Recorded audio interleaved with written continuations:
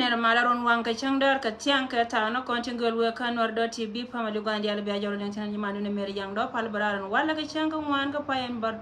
pay bangwan pa ni ron ba da da wuri jena wuri je jen wo be no la tungen tina wi mon kelew lara nyamin goro wa balar kona miti to kama doran kana da pal jenas ka ka kuma refugee kam cha wata ga gada sha wannan tin kan gada to lar ka je ka gad kon kon wer community mo da still la wajen point da kana lara wa cha kana la kena wa cha ka wannan ne da kona chal ke morle ne ta ma ko jawla ben kana da ko ken ba la ja dew ka wajen tika da morle ne da kala ne tin kona kwale chole tila ta kama na mo ne da kona tila na kana da ken la jurtin kono la nyin kene kono charke kinyin la woro e mo jen point cha jala ro ga to cha kana netin neti kweke chika jen ka kuma kel ke chema na ken la wo ka kuma le mi de long na me jo ma wo ka ne dian kono charke ji do arano go jala ta ma cha go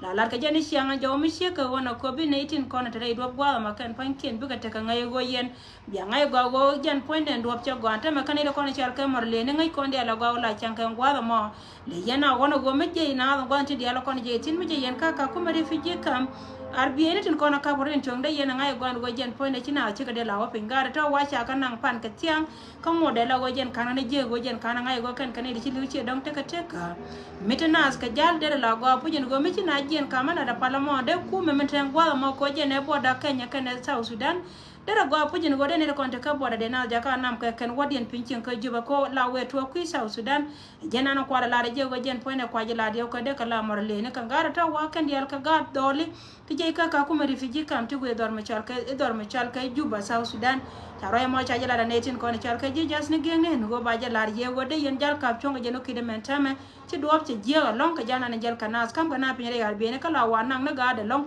no go jen point de jana dio ko je de la morle ne chin ma jala ka community dan ma le mi dir kana dia la ko ne chi family scan chi ka te ka ga de chi batin nyor ne kel ka yen no do tv ja kel ka yalar ka ma le ka dong bo ko ba ka bangor ka ma ba ka je ba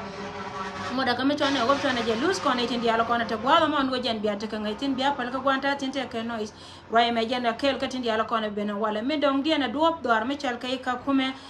dor me chal kai dia na dor me wodu ka Uganda sorry wodu ka Uganda cha jalar ba wo jen dia ko je wo de ne kon chal ka Uganda dis kan je South Sudan ta ka problem din me chi to ka ke la wo ta ka chunga ko ka je wo de ta ka me de to anytime soon ka ma dien cha ko lo yene dia lo kon jal bia jal ba bia ja ka chunga wodun ji Uganda mo de me ko ka ga ka ne kon chal ka je South Sudan che ka me ngai kon dia la wo do ba gwa mo jen do ba nan tie ka ji Equatoria ka ne kon ter ka ko ra kan chi do ra ne cha to be cha kam Uganda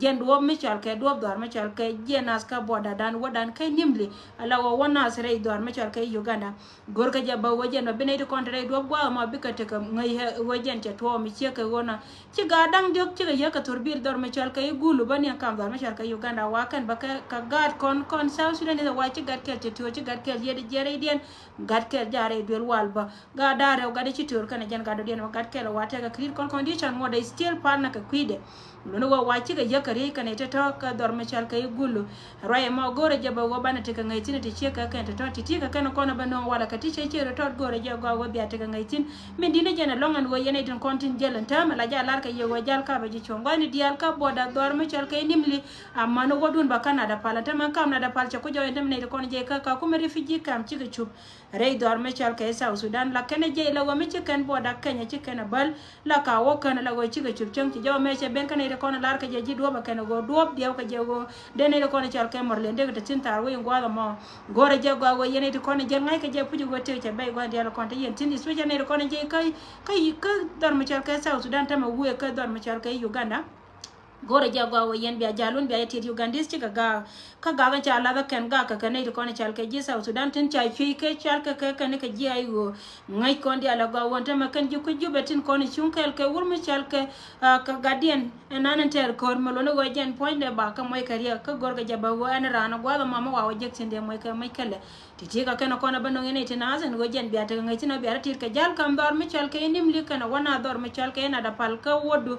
ka South Sudan gwa gwa da mo chelo kuma mbe na be ka lor ne me dera gwa mata o ke kuma ko me chiga chachu ka boda de ka nanga ka jube kuma batelo kuma ngai ko ndia lago kuma South Sudan teria ka chap ko ne chal ka chap ka jeno kuri jen ka nas ka kuma ka chokien ka kui ko kan tui ka bo kwar la bare we ti ka no ko na ben nong ye baroda gara tam gwa dung ti me ne dial to ne na to chi dial ner piska ye dial ko ma ta kel ka ye mo de stir me te pinchen ka kama ne na to ko na la ne kon ti la ka rodien mo de la wo ti le mi chine barar mo gwa me balat tin tame kono gurne kana tin kon lat karodi na mat mete ka michirom chi ka nyin kore tin kon ndio ke ne dia la kono chi ka jo kore tin gor ka je wada yente ka ngai ko je ne kore wa ka de che bro ere kore ne mi kor me gore je wa bine tin kon chal ka jitse ka bika te ka kan panken bika luok gwani dia la kono de na de ka luok tin chi jo che ben ba okay chi jo che ben ba ka ne dia la kono chal ka ji pentin la white ami lar ka je ken go yen ga dia la kono teran gwa mete tin ka lori de ko de wo gwa wana tin awa wana gwa wo kontin kono edin kono chal ka